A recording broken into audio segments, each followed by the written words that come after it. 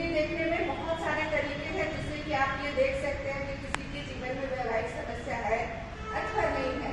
लेकिन एक थोड़ा अलग आज हम लोग उससे हटके बात करेंगे, वो है विवाह की स्थिति में वैदिक तिथियों का क्या रोल है ना। तो तिथि तो सब लोग समझते हैं कि क्या है, और तिथि बनती कैसे है ये भी अब तो कम से कम आप सब लोग जानते हैं। उसमें सूर्य और चंद्र का सबसे बड़ा रोल है। अब सूर्य जो है, आप लोग जो खगोल के स्टूडेंट, सबसे पहले तो वहीं से शुरुआत होती है। तो आप लोग को पता है सूर्य पूरे हमारे राशि चक्र में सेंटर में है ना। मतलब वो सारे ग्रहों का राजा भी है, सेंटर में है, वही सबसे प्रकाशित ग्रह है, और वो सारे ग्रहों को कंट्रोल भी वही कर रहा है। तो सबसे बड़ा रोल वही है, हमारी चेतना वही है, हमारी आत्मा वही है। उसके बाद आता है रोल चंद्रमा का, क्योंकि सिर्फ ये दो रोल ही है जिससे कि सारा पंचांग तैयार होता है। अब चंद्रमा क्या है, हमारा मन है, साथ में जो है ये सूर्य के प्रकाश से प्रकाशित होता है। जब अंधकार होता है उस समय चंद्रमा का महत्व आता है। ये हमारा राशि में मार्गदर्शक है, हमारी मानसिक स्थिति को और भावनात्मक स्थिति को हम लोग चंद्रमा से ही देखते हैं। उसके अलावा हमारे शरीर का जल तत्व यही है, 70% हमारा जल है। अगर इसका बैलेंस बिगड़ता है तो हमारे शरीर की क्या स्थिति है, ये सब लोग समझ सकते हैं कि क्या हो सकता है उस समय। और जो पूर्णिमा का दिन कहा जाता है, उस समय चंद्रमा से जो अमृत तत्व निकलता है, उससे जड़ी बूटियों को जो उसके ऊपर असर पड़ता है, वो हमारे हेल्थ के लिए कितना अच्छा है ये पता है।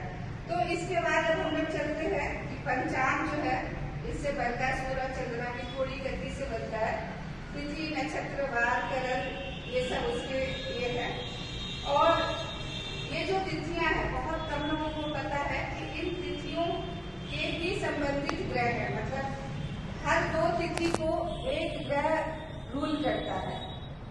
इसमें जैसे प्रतिपदा जो हमारी आई, कोई भी प्रतिपदा हो, वो कृष्ण पक्ष हो या शुक्ल पक्ष हो, तो प्रतिपदा को सूर्य, द्वितीया को चंद्रमा, तृतीया को मंगल, चतुर्थी को बुध, पंचमी को बृहस्पति, षष्ठी को शुक्र, सप्तमी को शनिदेव, अष्टमी को राहु, नवमी को सूर्य, वापस तिथि एक दो तिथि को एक ग्रह करते हैं। दसवीं को चंद्रमा, एकादशी को बुध, एकादशी को मंगल, द्वादशी को बुध, त्रयोदशी को बृहस्पति और चतुर्थदशी को पूर्णिमा को शनि और अमावस्या को राहु। ये रूल करते हैं। केतु को किसी भी तिथि के लिए नहीं लिया गया है। अब हम लोग आते हैं कि हमारी जो तिथियां हैं वो दो तरह की है, एक शुक्ल पक्ष, एक कृष्ण पक्ष। शुक्ल पक्ष जो है उसको आप लोगों ने सुना होगा, गांव के लोग बोलते हैं भाई शादी करना तो उजले पक्ष में करना, अंधेरा पक्ष में नहीं करना। तो ये जो उजला पक्ष हमारा है, जो कि अमावस्या से लेकर के शुरू होता है, पूर्णिमा तक रहता है, इस समय को ज्यादा महत्व दिया जाता है। हालांकि होता है सब में है, लेकिन अगर अच्छी तिथियों में लिया जाए तो हमारा शुक्ल पक्ष लिया जाता है। इसमें जो है द्वितीया, तृतीया, पंचमी, दसवीं और पूर्णिमा, ये तिथियों को ज्यादा अच्छा माना गया है, जबकि कृष्ण पक्ष को इतना अच्छा नहीं लिया गया है। और खराब तिथियों में जो है आपकी कृष्ण पक्ष की अष्टमी, चतुर्दशी और अमावस्या, इस समय हमें शादी को बचाना चाहिए। अब बात होती है कि आखिर ये ग्रह कैसे हमारे वैवाहिक जीवन को प्रभावित करते हैं। तो देखिए जो क्रूर ग्रह है, जैसे शनि, राहु, केतु, ये सब जो है, अगर आपका जिस दिन जन्म हुआ है, जो वैदिक तिथि है, उस तिथि से अगर कोई आपका जो वैदिक तिथि के ग्रह जो है, अगर शनि, राहु इस तरह के कोई बन जाते हैं या मंगल, तो आप मान के चलिए कि आपकी शादी में कुछ न कुछ प्रॉब्लम होगा। कैसे? जैसे शनि है, डिले के कारक है, शादी में डिले तो होनी ही है आपकी।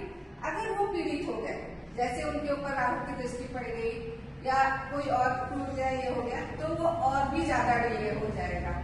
इसी तरह से अगर राहु बन रहे हैं, राहु अगर आपके पीड़ित है, तो शादी में कोई न कोई ऐसा छोटा मोटा व्यवधान आ जाएगा जो कि उस समय आपके शादी में, जैसे कभी कभी देखते हैं शादी हो रही है, दोनों पक्ष में लड़ाई झगड़ा हो गया, या बारात जा रही है, एक्सीडेंट हो गया, इस तरह का कोई न कोई घटना घट सकता है।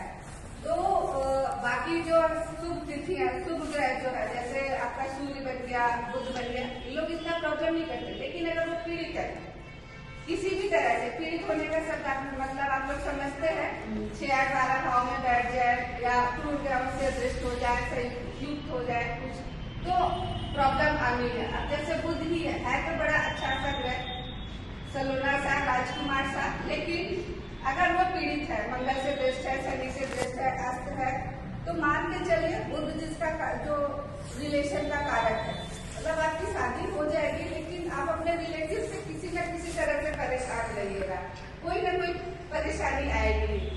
तो ये मेरा अनुभव था। और अब इनको ठीक करने के लिए क्या है कि आप अपने, अगर किसी के जीवन में चल रहा है इस तरह का प्रॉब्लम, तो जो भी ग्रह आपके घर के आ रहे हैं उनकी पूजा पाठ कीजिए, उनका मंत्र कीजिए, उनको शांत कीजिए।